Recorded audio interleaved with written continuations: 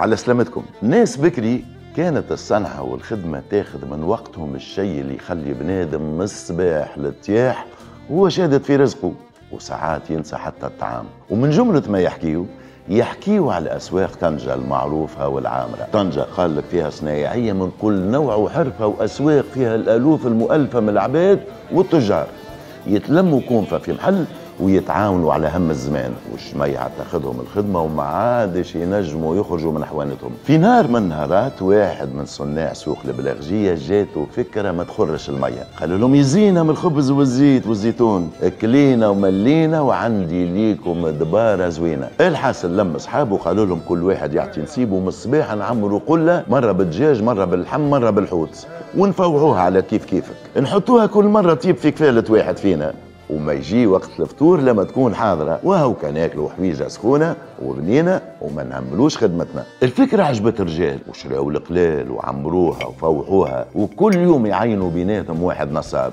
يعني نصب العصا على الفطور والنهار عنده يتلهى بها. الحاصل رصاد كل مرة شكون ينصب الطنجية، وكل نصاب يحط يفوحها كما يشتهي ويتلهى بها، يطيبها على الرماد الحامي باش كيما يقولوا الطيب اسمن.